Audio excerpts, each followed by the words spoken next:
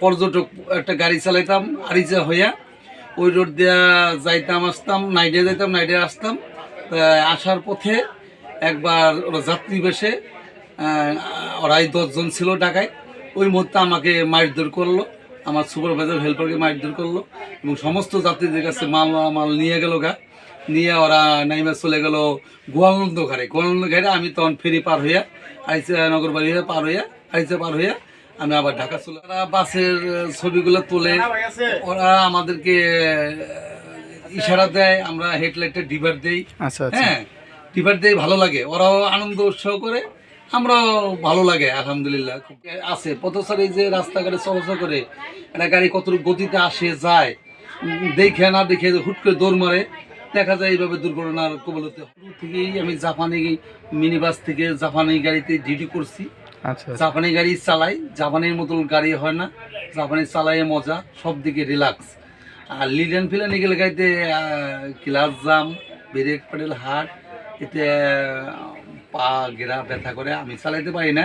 এখন আমি ওইটা সিএনজি অটো এগুলো তো আসলে রাস্তাঘাট পুরোটাই ওরাই দখল করে ফেলায়। আমরা যে বড় গাড়ি, ওরা তো মনেই করে না যে এটা একটা বড় গাড়ি, ওরা এত রিস্ক নিয়ে চলে। ওই সমস্ত গাড়িতে যে সমস্ত যাত্রীরা চলে, আসলে যাত্রীদেরও অনেক জ্ঞানের অভাব আছে।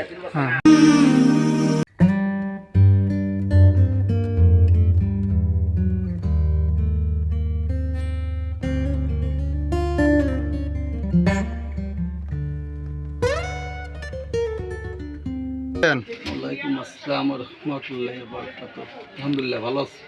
জি, তো মোটর ডিপার্টমেন্টে আপনি কত সাল থেকে আসছেন এবং মোটর ডিপার্টমেন্টে কীভাবে শুরু করছেন আর কি, মানে আসা কীভাবে শুরু করছেন এটা আমাদেরকে বিস্তারিত বলেন। 1987 সাল থেকে এই পরিবহনের সাথে জড়িত, সুপারভাইজারি কইরা হেল্পারি কইরা 2 বছরের সুপারভাইজার করছি। আজকে ড্রাইভিং প্রায় 28 বছর রানিং চলে। জি জি। আর ইনশাল্লাহ বাকি জীবন আল্লাহর ইচ্ছা, যে কদিন আল্লাহ রাখে আছি এর সাথে যে কদিন থাকবো। তো 28 বছর ভিতরে কয়টা ব্যানার চালাইছেন আপনার মনে আছে কিনা, যদি একটু আমাদেরকে বলতেন। বুঝি নাই আবার 28 বোট কয়টা ব্যানার চালাইছেন আর কি, একটু আমি অনেক ব্যানার চালাইছি, অনেক। একতা পরিবহন চালাইছি 20 বছর, ঢাকা বগুড়াতে 20 বছর চালাইছি, ঢাকার রাজশাহী চাপাই নবাবগঞ্জ একতা পরিবহন চালাইছি প্রায় 1 বছর উদ্বোধনী ড্রাইভার আমি। এনা পরিবহন চালাইছি আমি একেবারে 2 বছর। এই তো এনা সাইডা পরে ঢাকা টু জামালপুর রাজীব পরিবহন চালাইছি 1-1.5 বছর। ঢাকা টাঙ্গাইল নিরালা সুপার চালাইছি তাও 2-3 বছর। পরে রাজীব 1 বছর চালাই বাদ দিয়ে পরে ভুইয়া পরিবহন চালাইতেছি, তাও 5 বছর পার হয়ে গেছে। এবং এর আগে ঢাকা থেকে আগে মিনি বাসের আমলে পদ্মা পরিবহন চালাইছিলাম 5-7 বছর পর্যন্ত। এইভাবে অনেক বছরই এই ডিপার্টমেন্টের সাথে সংযুক্ত আছি। বাকি জীবনটা আল্লাহ পাক রব্বুল আলামিন যে কদিন রাখে এইভাবেই। আচ্ছা, তো এই যে রাস্তাঘাটে চলতে গেলে রানিং অবস্থায় বা কোনো সময় অ্যাক্সিডেন্টের সম্মুখীন হয়েছেন কিনা, বা একটুতেও হয় নাই বা আপনি চোখের সামনে দেখছেন, এরকম একটা ঘটনা শেয়ার করেন আমাদের সাথে। অনেক দেখছি, অনেক মোটরসাইকেল দুর্ঘটনা অনেক দেখছি, চোখের সামনে ব্রেক করে তুলেও দিছি, কিন্তু আমার হাতে আজ পর্যন্ত ইনশাল্লাহ কোনোদিন দুর্ঘটনা ঘটে নাই। তবে এত বছরতে আমাদের কোনো দুর্ঘটনা নাই আলহামদুলিল্লাহ। অনেক আগে একটা ড্রিমল্যান্ড, ও ঢাকা শেরপুর ড্রিমল্যান্ড চালানোর আমলে 5 বছর ড্রিমল্যান্ড চালাইছিলাম। এই ড্রিমল্যান্ড আমলে হয়তো একবার আমার গাড়িটা ব্রেকটা মিস করে একটা হালকা একটু কোনো ক্ষতি, তাতে কোনো ক্ষতিগ্রস্ত হই নাই আর কি। আচ্ছা আচ্ছা। তো তো মোটর ডিপার্টমেন্টে আপনার যাত্রীদের সাথে হাসির বা কোনো মজার স্মরণীয় কোনো ঘটনা আছে কিনা, এক দুইটা শেয়ার করেন আমাদের সাথে। যাত্রীদের সাথে তো আসলে যে দেশে গাড়ি চালায়, যাত্রীদের সাথে অন্যরকম আন্তরিকতা হয়ে যায় সব সময়। বহু যাত্রীদের সাথে বন্ধুত্ব বা আন্তরিকতা, ছেলেরা মেয়েরা অনেকের সাথে সম্পর্ক। আচ্ছা আচ্ছা, আলহামদুলিল্লাহ। কারোর সাথে কোনোদিন ডিপার্টমেন্টে আইসা কোনো যাত্রীদের সাথে মুখ কালাকালি বা মন কষাকষি এই ধরনের কোনো রেকর্ড আমার নাই। আর যে দেশে গাড়ি চালাচ্ছি সবার সাথেই হাসি মুখে ওখান থেকে চলে আসছি আলহামদুলিল্লাহ। আচ্ছা, যাই হোক। তো মোটর ডিপার্টমেন্টে আসার পর রানিং অবস্থায় বা কোনো সময় জিন ভৌতিক কোনো ঘটনা বা ডাকাতির সম্মুখীন হয়েছেন কিনা, এরকম হ্যাঁ ঢাকাতেই হয়েছি। যে একটা শেয়ার করেন আমার আমাদের একটা পরিবহন নারায়ণগঞ্জ থেকে খুলনা পর্যটক একটা গাড়ি চালাইতাম আরিচা হইয়া, ওই রোড দিয়া যাইতাম আসতাম, নাইডে যাইতাম নাইডে আসতাম। তা আসার পথে একবার ওরা যাত্রী বেশে ওরাই 10 জন ছিল ঢাকায়, ওই মুহূর্তে আমাকে মারধর করলো, আমার সুপারভাইজার হেল্পারকে মারধর করলো এবং সমস্ত যাত্রীদের কাছে মাল মাল নিয়ে গেল গা। নিয়ে ওরা নাইমা চলে গেল গোয়ালন্দ ঘাটে। গোয়ালন্দ ঘাটে আমি তখন ফেরি পার হইয়া আইসা নগরবাড়ি হয়ে পার হইয়া আইসা পার হইয়া আমি আবার ঢাকা চলে আসলাম। নারায়ণগঞ্জ যাওয়ার পরে তার মাসখানি চালাইয়া পরে আমি ওই সমস্ত নাইট পরিবহন বাদ দিচ্ছি। আচ্ছা, যাই হোক। তো এই যে রাস্তাঘাটে যে আপনার চলাচল করেন, যে কিছু লোক যে দেখেন যে মোবাইলের ক্যামেরা বা ক্যামেরা নিয়ে যে বাসের ছবি বা ফটো ভিডিও করে, এই সমস্ত জিনিসগুলো দেখে আপনাদের কেমন লাগে? না, আপনাদের অনুভূতিটা বলেন। আসলে, যারা বাসের ছবিগুলো তোলে ওরা আমাদেরকে ইশারা দেয়, আমরা হেডলাইটে ডিভার দেই। আচ্ছা আচ্ছা হ্যাঁ ডিভার দেই, ভালো লাগে, ওরাও আনন্দ উৎসাহ করে, আমরাও ভালো লাগে, আলহামদুলিল্লাহ খুব ভালো লাগে। আচ্ছা, এই যে এটার পিছনে কি হেদের কোনো স্বার্থ দেখছেন বা কোনো স্বার্থের কারণে তুলে এরকম কোনো কিছু দেখছেন কিনা? এটা তাদের স্বার্থ আছে কিনা সেটা আমি সঠিক বলতে পারবো না, তবে তারা তোলে, আমাদেরকে তুলে খুব আনন্দ দেয়, আচ্ছা, আমাদেরকে ই করে, দেখি ভালো লাগে এই যা। আচ্ছা আচ্ছা। তো যারা যারা পথচারী আছে আর কি, এই যে যারা পথচারী আছে এদের ব্যাপারে কোনো কিছু বলার আছে নাকি আপনার? পথচারী তো অবশ্যই আছে, পথচারী যে রাস্তাঘাটে চলাচল করে, একটা গাড়ি কতটুকু গতিতে আসে যায়, দেখে না দেখে হুট করে দৌড় মারে, দেখা যায় এইভাবে দুর্ঘটনার কবলিত হয়।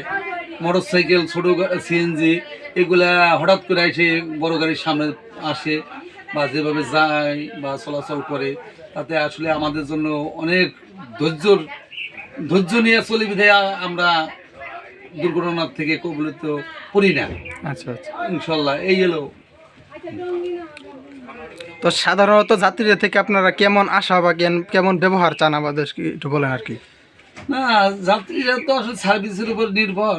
আমরা ভুয়া পরিবহন চালাই, একটা নালিতার ভিতরে ভালো একটা সার্ভিস। আচ্ছা আচ্ছা গেট লক চলে গাড়িটা, মোবাইলের বুকিং সিস্টেম, সমস্ত যাত্রী উঠলে মোটামুটি আমরা গেট লক চালাই আছি। রাস্তা ঢাকা থেকে আপ টু নালিতাবাড়ি পর্যন্ত আমাদের গাড়ি যেখানে নামাই উঠাই না, তাতে মোটামুটি যাত্রী খুব সন্তুষ্ট আমাদের উপর, আর খুবই ভালো আনন্দিত।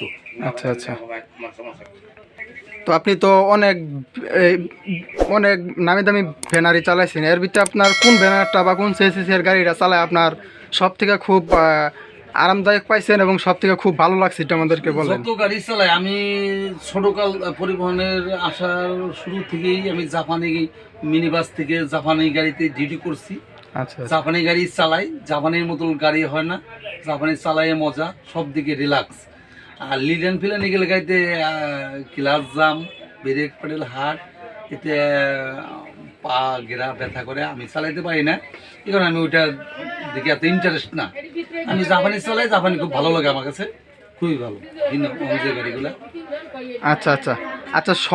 কম বেশি তো সবারই একটা আশা থাকে বা স্বপ্ন থাকে, যখন আপনি এখন ওয়ানতে চালাইতে আছেন জাপানি বাস, তো জাপানির পরে তো আমাদের দেশে অনেক বিভিন্ন দেশের সিসিআর বাসগুলো আছে, যেমন স্ক্যানিয়া, ভলভো, হুন্ডা, এই সমস্ত গাড়িগুলো আছে।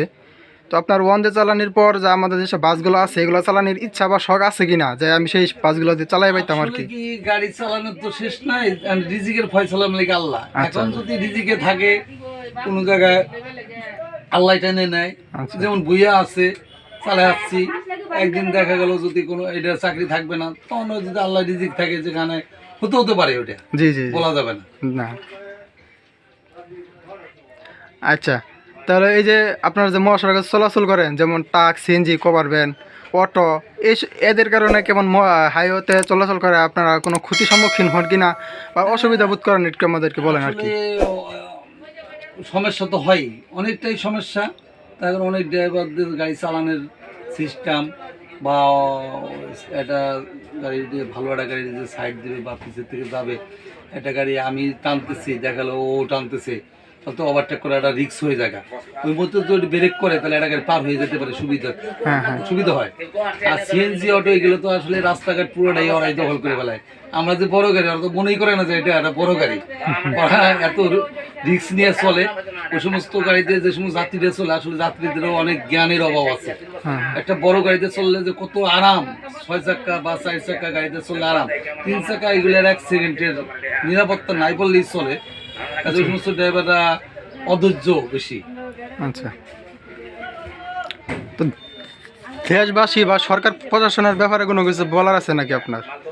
প্রশাসন কি আর বলবো, প্রশাসন তো আসলে আজকে তো প্রশাসন নিয়ন্ত্রণ করে রোডঘাট, ওরা নিয়ন্ত্রণ না করলে তো আসলে ক্লিয়ারও থাকে না। দেখা যায় ক্লিয়ার রাখার চেষ্টা করে ওরা, ক্লিয়ার ওরা যদি সঠিকভাবে ডিউটি করে বা সঠিক কাজটা করে তাহলে রাস্তাঘাট জীবনে জাম থাকবে না। আচ্ছা, আর তারা যদি অবহেলা করে তাহলে তো জাম থাকবেই।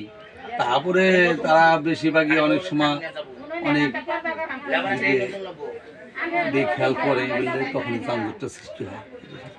আচ্ছা, তো এই যে যারা মানে পথচারী আছে আর কি, তো যে কোনো দুর্ঘটনা ঘটলে কিন্তু সর্বপ্রথম যে বাসের চালক শুনি দায়ী ও আর কি, তো তাদের উদ্দেশ্যে কোনো কিছু বলার আছে নাকি? কি আমি ড্রাইভার বিলে যে বলবো তা না, আমি কিন্তু যাত্রী হয়েও চলি। আচ্ছা, কাজেই একটা মানুষ যে চলাচল করে সেই সুবাদে বলবো যে আমি যাত্রী হয়ে যখন চলি, আমি ভাবি একটা ড্রাইভার পারতে সত্য কোনোদিন একটা পিঁপড়া বন্ধু মারার চেষ্টা করে না। যাত্রী তো একটা মানুষ মারা থাকবে, কুকুর, একটা গরু, ছাগল, কোনোদিনই একটা ড্রাইভার কখনো মারার চেষ্টা করে না। এরা চায় মোটামুটি ওরেও নিরাপদে যাতে চলে যেতে পারে নিরাপদ জায়গায়, সেই চেষ্টাটাই করে। আচ্ছা, তো এই যে আপনাদের মোটর ডিপার্টমেন্টে বা যারা যাত্রী আছে মানে তারাই মানে কিন্তু কিছু যে মানে কিছু ড্রাইভারদের কারণে কিন্তু কিছু ড্রাইভারদের দোষগুলো হয় আর কি, তো কিছু হলে ড্রাইভারদের দোষ এই সম্পর্কে কোনো কিছু বলার আছে নাকি? যেটা ড্রাইভারদের আসলে সবাই তো সমান না, আল্লাহ হাতের 5টা আঙ্গুলি সমান করে নাই না, ঠিক আছে। ড্রাইভার আমি তো জীবনে কোনোদিন ধূমপান খাই না, বা আমার কোনো নেশা বলতে কোনো জিনিস নাই, মানে আমার মতো তো সবাই না। কাজে এটা যার মনের একটা ব্যক্তিগত ব্যাপার, ওই সম্পর্কে আমার মন্তব্য না করার সবচেয়ে বেটার। আচ্ছা, যেহেতু আপনার টিপের সময় হয়ে গেছে, তো এখানে শেষ করতেছি। তো আপনারা আমাদের কাছে আমাদের জন্য দোয়া করবেন, আমরা যারা বাস লাভার আছি আপনাদের জন্য দোয়া করব। তো এই বলে শেষ করছি। আসসালামু আলাইকুম ওয়া রাহমাতুল্লাহ। দোয়া করি, আমার জন্য দোয়া করেন।